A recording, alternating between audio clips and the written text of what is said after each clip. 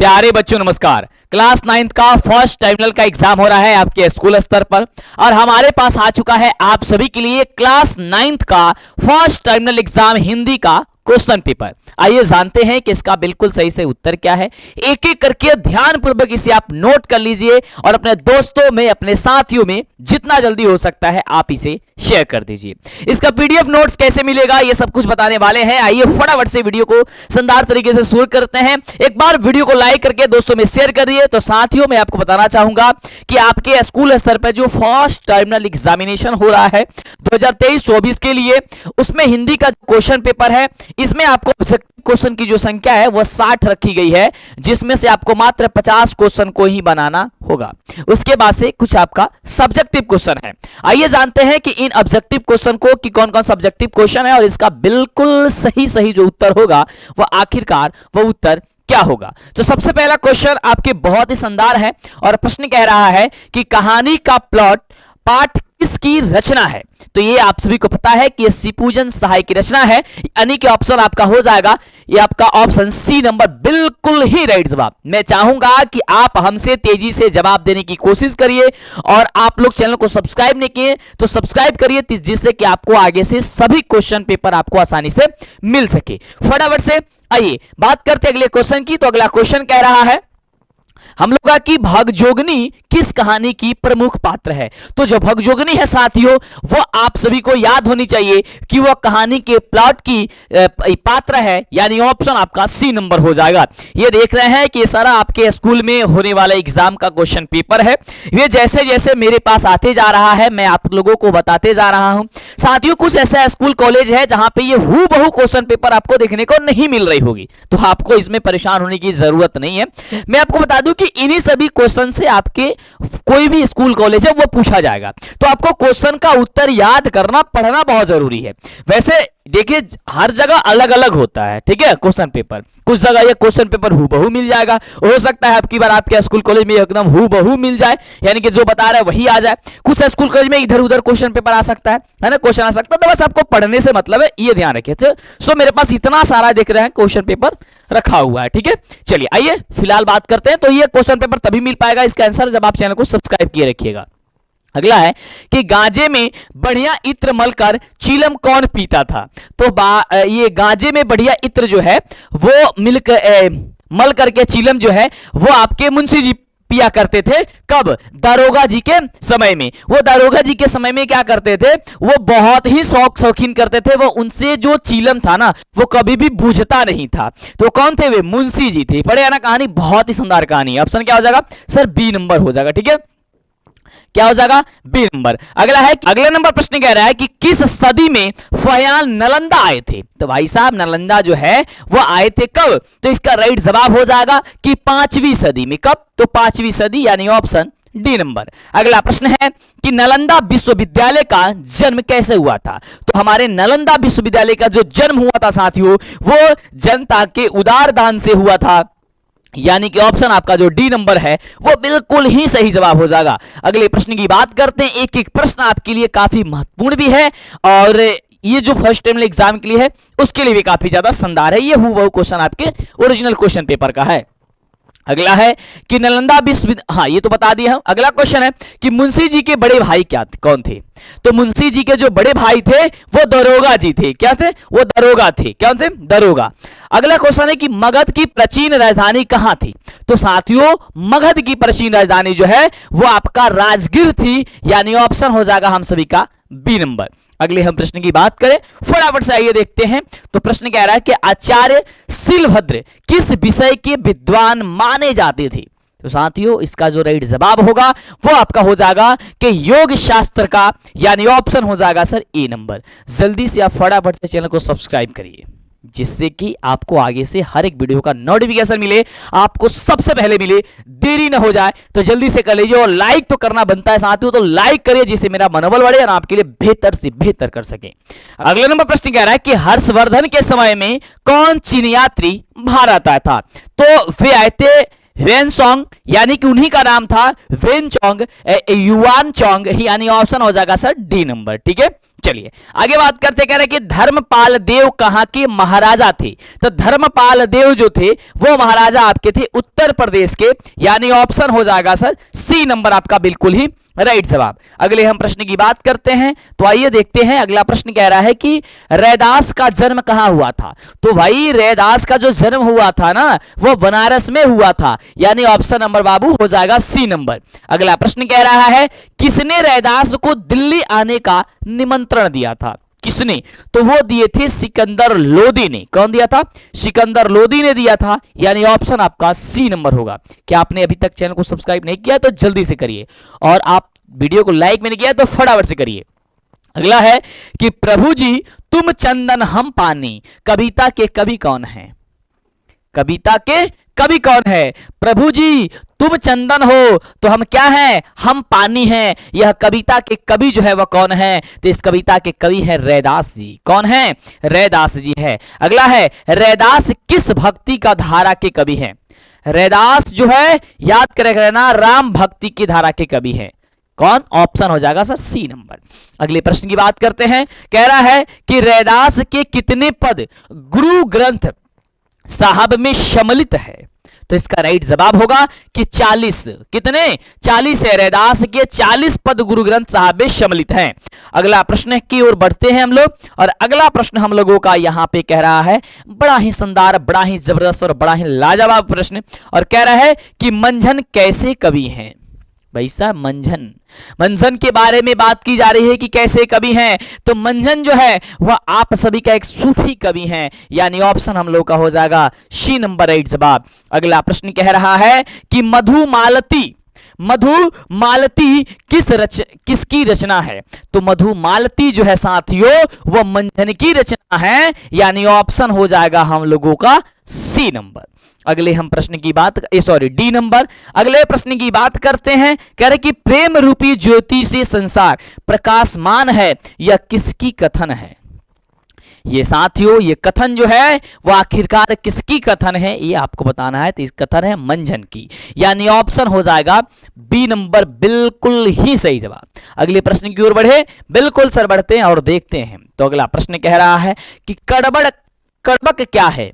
तो देखो कड़बक अगर की हम बात करते हैं तो कड़बक जो है एक कवि और एक छंद, इसका दो पद जो है, एक पद आपका कवि के रूप में है, एक छंद है। ठीक है, तो थोड़ी सी कंफ्यूजन बना हुआ है हमें, तो आप लोगों को अगर पता होगा तो आप हमें कंफर्म कर दीजिएगा। ठीक है, चलिए आगे बढ़ते हम लोग अगले प्रश्न की बात करते हैं। अगला प्रश्न कह रहा है कि गुरु गोविंद सिंह का जन्म कहां हुआ था? तो गुरु गोविंद सिंह का जो जन्म हुआ था वो बिहार में हुआ था, यानी ऑप्शन सी नंबर। बिहार के कहां पे हुआ था आपको ये बताना है, जल्दी से आप कमेंट कर दीजिए। अगला है गुरु गोविंद सिंह सिखों के कौन गुरु थे? तो गुरु गोविंद सिंह जो थे वो सिखों के 10वें गुरु थे, याद करके रखना, और आपके आने वाले 10वीं के एग्जाम के लिए भी काफी ज्यादा महत्वपूर्ण है। अगले प्रश्न की बात करते हैं, और प्रश्न कह रहा है कि गुरु गोविंद सिंह ने परमात्मा के स्वरूप की पहचान किस रूप में कराई है? तो परमात्मा की जो पहचान है वो विश्व रूप में करवाई है, यानी ऑप्शन आपका हो जाएगा सर हम लोगों का सी नंबर बिल्कुल ही सही जवाब। आगे बात करें, बिल्कुल सर बात करते हैं, और तो अगला प्रश्न कह रहा है कि ग्राम गीत है, ग्राम गीत क्या है? हृदय की बाड़ी है, या बीरा की बाड़ी है, या बांसुरी की बाड़ी, या सितार की बाड़ी? तो जो ग्राम गीत है, जो ग्राम गीत होती है वो हृदय की बाड़ी होती है, यानी ऑप्शन आपका हो जाएगा सर ए नंबर। अगला है कला गीत का आरंभ क्या है? कला गीत का आरंभ, तो कला गीत के आरंभ की बात करते हैं तो यह ग्राम गीत है। कौन सी गीत है? ग्राम गीत है, ऑप्शन सर तो सी नंबर। अगले प्रश्न की बात करते हैं, और प्रश्न कह रहा है कि लक्ष्मी नारायण सुधांशु ने किस पत्रिका का संपादन किया था? तो वो था अवंतिका, यानी ऑप्शन हो जाएगा सर डी नंबर आपका सही जवाब। अगले प्रश्न की बात करें, कह रहा है कि नालंदा विश्वविद्यालय में कितने विषयों की शिक्षा अनिवार्य थी? तो नालंदा विश्वविद्यालय में जो है वो 5 विषयों की शिक्षा अनिवार्य थी, यानी ऑप्शन इसका भी डी नंबर होगा। अगला है कि किस क्षेत्र में नचारी जैसे गीतों की मोहक परंपरा है? नचारी जैसे, तो मैथिली जो है मिथिला में, यानी इसका आपका ऑप्शन नंबर डी ही होगा, वो भी है, यानी ऑप्शन हो जाएगा ये बी नंबर। अगला प्रश्न है कि बिहार में कौन सी भाषा बोलने वाले की संख्या सबसे अधिक है? तो अरे यार, हम लोग सबसे ज्यादा क्या चीज बोलते हैं? भोजपुरी बोलते हैं। यानी ऑप्शन क्या होगा सर? भोजपुरी होगा। क्या होगा? भोजपुरी होगा। ठीक है, समझ में आ रहा है ना? आगे बात करते हैं। कह रहे कि बिहार का प्रादेशिक पर्व क्या है? तो बिहार का जो प्रादेशिक पर्व है वो हम लोग का सबसे महान पर्व है छठ पूजा। छठ पूजा में हर कोई अपने घर रहता है और छठ पूजा हम लोग का सबसे धूमधाम से हम लोग क्या मनाते हैं? छठ पूजा मनाते हैं। ओके, आगे बात करते हैं। कह रहे कि बिहार की लोक गायन का अभिन्न अंग कौन सा बाजा रहा है? बिहार के लोक गायन का अभिन्न अंग कौन सा बाजा रहा है? तो इसका राइट जवाब होगा सर ढोलक। क्या होता है सर? ढोलक हो जाएगा। ऑप्शन हो जाएगा ए नंबर। अगले प्रश्न की ओर बढ़े। सर यहाँ पे पूरे चैप्टर का सबसे महत्वपूर्ण क्वेश्चन को सेट किया गया है। यहाँ पे काफी लाजवाब क्वेश्चन है। कह रहा है कि आजादी का विलोम शब्द क्या होता है? सर हम लोग आजादी के विलोम शब्द की बात करते हैं तो आजादी का विलोम शब्द हो जाएगा उल्टा शब्द आपका गुलामी। क्या होगा? आजाद है आप और इसका विलोम तो आप गुलाम हो जाएगा। क्या है? तो आजादी का गुलामी होगा। अगला प्रश्न है कि सदाचार का संधि विच्छेद क्या होता है? तो सदाचार का जो संधि विच्छेद होता है साथियों वो होता है सत धन आचार, यानी कि सदाचार्य। ये ऑप्शन हो जाएगा सी नंबर। जल्दी से फटाफट से वीडियो को लाइक और चैनल को सब्सक्राइब करिए जिससे कि आपको आगे से सभी वीडियो सभी क्लास समय पे मिल सके और आप बेहतर कर सके। अगला है कि ह का उच्चारण स्थान क्या है? साथियों ह का उच्चारण स्थान, इसके बारे में हमारे चैनल पे आपको बहुत सारी चीजें पढ़ाई गई है और आपको अमन सर भी हमने उतार रखी है, उनको भी तो वो भी पढ़ाए हुए हैं और आपको हम श्लोक के माध्यम से बताते हैं कि अकोह विसर्जनीय नामा कंठा, इस तरीके से, यानी कि क वर्ग होते हैं जो, ये सब किसके? तो आपका कंठ से होते हैं। तो इस तरीके से श्लोक से भी सारा बताया गया है। तो ये सभी क्लासेस तभी मिलेगी जब आप चैनल को सब्सक्राइब करके रखिएगा। तो इसका ह का भी उच्चारण स्थान हम लोग का होता है कंठी होता है। अकोह विसर्जनीय नामः कंठा, यानी ऑप्शन हो जाएगा सर ए नंबर, ये कंठी होता है। ठीक है, चलो आगे बात करते हैं। कह रहा है कि निम्न में शुद्ध शब्द है। शुद्ध यानी कि शुद्ध शब्द कौन सा इसमें लिखा गया है? तो भाई साहब आशीर्वाद जो है, तो आशीर्वाद आपको ऐसे लिखी जाती है। ठीक है, आशीर्वाद। अगला है कि अंधा बनाना मुहावरे का क्या अर्थ है? अब देखो, अंधा बनाने का मतलब है कि क्या बनाना? बेवकूफ बनाना, मूर्ख बनाना। ऑप्शन क्या हो जाएगा? B number. सब कुछ देख रहे हो लेकिन फिर भी आपको अंधा बनाने की कोशिश कर रहा है, यानी आपको बेवकूफ बना रहा है, यानी कि आपको मूर्ख बनाने की कोशिश कर रहा है। ठीक है, तो आपका हो जाएगा मूर्ख बनाना। अगले हम प्रश्न की यदि बात करते हैं तो अगला प्रश्न कह रहा है कि जो किए गए उपकार को मानता है उसे कहते हैं। जो किए गए उपकार को मानता है तो कृतज्ञ कहते हैं, यानी ऑप्शन हो जाएगा सर ऑप्शन सी नंबर। अगले प्रश्न की बात करें। कह रहे कि मित्र से भाववाचक संज्ञा बनेगी। मित्र से भाववाचक संज्ञा मित्रता बनती है, यानी कि ऑप्शन आपका ए नंबर होगा मित्रता। अगला प्रश्न है, निम्न में तत्सम शब्द है। तत्सम, देखो एक तत्सम होता है, तद्भव होता है, देशज होता है, विदेशज होता है ना? तो इसमें से आपको तत्सम शब्द बतानी है। तो तत्सम शब्द कौन है? पुस्तक जो है हम लोग का एक तत्सम शब्द हो जाएगा, यानी ऑप्शन हो जाएगा डी नंबर। अगला है अपादान कारक का चिन्ह क्या होता है? साथियों अपादान कारक का जो चिन्ह होता है वो आपका से होता है। क्या है? अपादान से। ठीक है, अगला है सजा शब्द है। सजा कौन सी शब्द है आपको बताना है। अगर पता है तो बताइए, नहीं पता है तो सुन लीजिए। सजा एक आपकी पुल्लिंग शब्द है।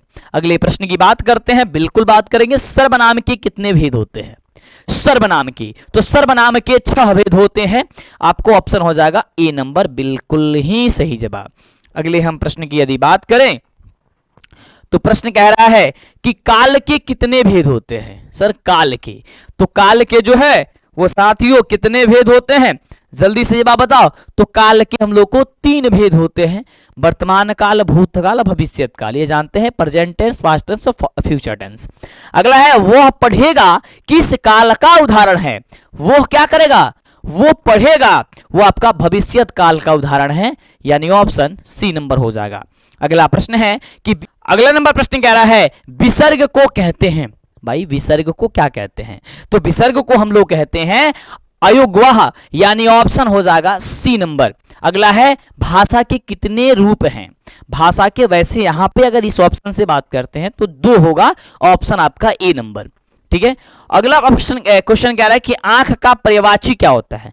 आंख का क्या पर्यायवाची होता है? आंख का नेत्र होता है, नयन होता है, तो आपका क्या हो जाएगा? नेत्र दिया है, ऑप्शन आपका बी नंबर होगा।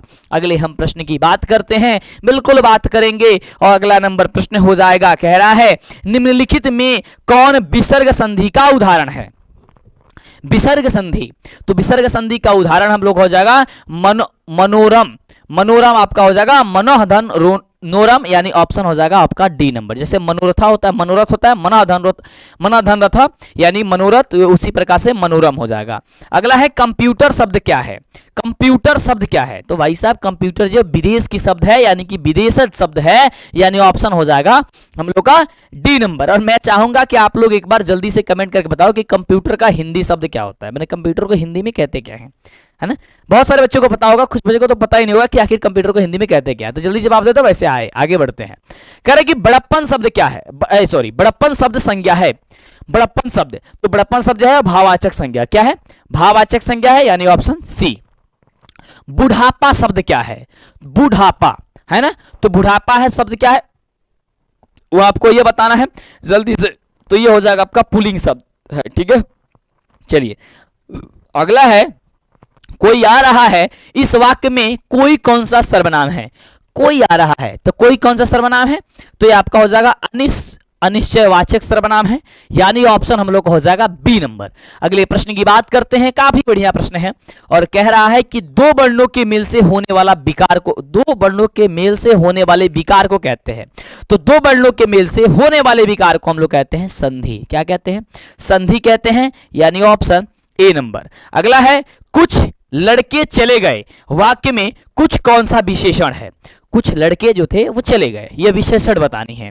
इसका राइट जवाब हो जाएगा कुछ लड़के, संख्यावाचक, ऑप्शन आपका हो जाएगा सी नंबर। अगले प्रश्न की बात करते हैं और अगला नंबर प्रश्न कह रहा है कि प धन उ धन र धन य अड़ा धन ई धन म धन आ के मेल से कौन सा शब्द बनेगा? बहुत बढ़िया प्रश्न है साथियों, और इससे बनेगा पूर्णिमा। क्या बनेगा? पूर्णिमा बनेगा, ऑप्शन सर डी नंबर होगा। अगला प्रश्न कह रहा है कि भाषा की सबसे छोटी इकाई को क्या कहते हैं? तो भाषा की सबसे छोटी इकाई को हम लोग कहते हैं वर्ण कहते हैं। क्या कहते हैं? वर्ण कहते हैं, ऑप्शन आपका ए।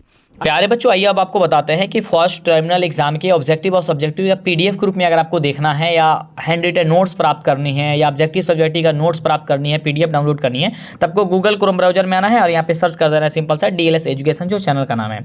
जैसे सर्च करेंगे आपके सामने आएगा डीएलएस एजुकेशन, आपको सिंपल इस पर क्लिक कर देना है। क्लिक करने के बाद आपको थोड़ा सा नीचे जाना है और यहाँ से अगर आप व्हाट्सअप ग्रुप वगैरह से नहीं जुड़े हैं तो जरूर जुड़ जाइएगा और टेलीग्राम से जरूर जुड़िए। डेली 8 बजे आपका टेस्ट चल रहा है और वहाँ पे आपका रिजल्ट भी दिखाया जा रहा है। उसके साथ साथ यहाँ पे आपको बता दें साथियों कि यहाँ पे एग्जाम का पैटर्न क्या है, क्योंकि अगर आपको परीक्षा में बेहतर अंक लाना है, टॉपर बनना है, तो एग्जाम पैटर्न के बारे में जानना बहुत जरूरी है और हाथ से लिखा हुआ नोट्स भी आपको डाउनलोड करना है। ये टॉपर की पहली पसंद है। फिलहाल आपको फर्स्ट टर्मिनल एग्जाम का क्वेश्चन पेपर वगैरह चाहिए, इसका पीडीएफ वगैरह ऑब्जेक्टिव सब्जेक्टिव का, तो इस पर क्लिक करना है। जैसे क्लिक करेगा आपसे सब्जेक्ट पूछेगा कि कौन सा सब्जेक्ट का। जैसे कि मान लीजिए हम सपोज मान लेते हैं कि यहाँ से आपको साइंस का आपको प्राप्त करना है, सोशल साइंस को प्राप्त करना है, तो सोशल साइंस पर क्लिक करते हैं। वैसे जो भी सब्जेक्ट है आप क्लिक कर सकते हैं, ठीक है। जैसे क्लिक करेंगे आपको थोड़ा सा नीचे जाना है। यहाँ पे आपको जैसे जाएंगे तो यहाँ पे देख सकते हैं, यहाँ पे ए का बी, 2 का सी, इस तरीके से आपको क्वेश्चन भी लगा दिया गया ऑब्जेक्टिव का। और सब्जेक्टिव के लिए देखो साथियों, यहाँ पे आपका आंसर की डाउनलोड करने के लिए यहाँ पे ऑप्शन दिया गया है। जैसे ही आप डाउनलोड पे क्लिक करेंगे तो ये डाउनलोड होने के लिए आपसे ये पूछेगा ईमेल आईडी, जो भी ईमेल आईडी में आप मतलब आप सेलेक्ट कर लीजिएगा और जैसे आप इस पर ओके दबाइएगा तो ये इस तरीके से आपका डॉक्यूमेंट जो है, ये पीडीएफ जो है डाउनलोड हो जाएगा। देख सकते हैं ये इस तरीके से, देखना ये डाउनलोड हो गया।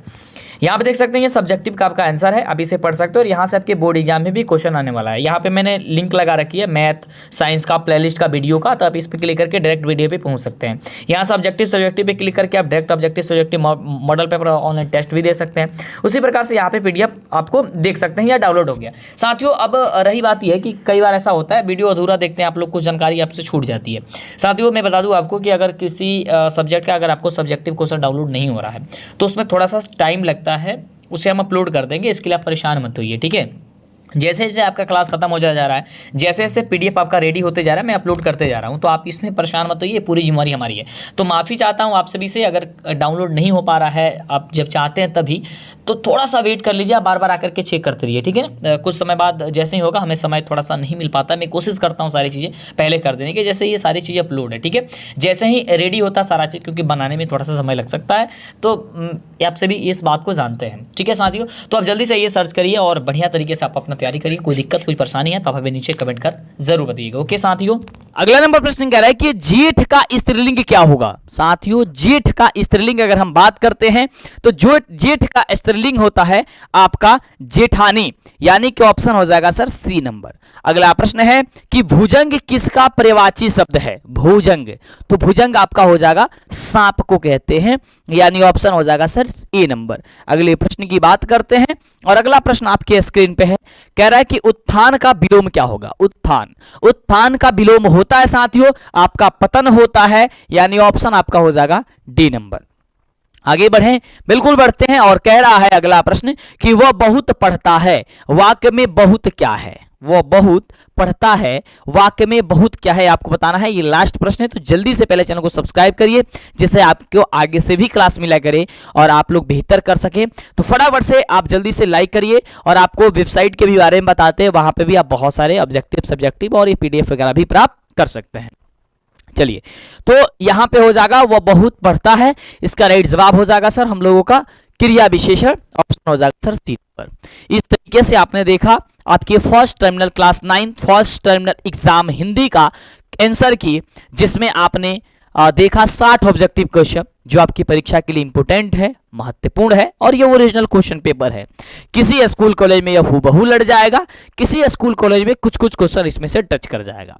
तो आपको चाहिए कि आपको पढ़ाई से मतलब है तो पढ़ाई करिए, और कैसा भी कहीं से भी क्वेश्चन आए आपको तो बनानी है, आप इसके लिए परेशान मत होइए। तो class 9 first terminal exam Hindi viral question paper 2023-24 के लिए आपने देखा, तो जल्दी से चैनल को सब्सक्राइब करिए, लाइक करिए और आगे से भी आपको क्लास सारी मिलती रहेगी। मैं मिलूंगा आपसे अगली वाली क्लास में, नेक्स्ट क्लास में आपके साथ बहुत ही अच्छे सब्जेक्ट के साथ।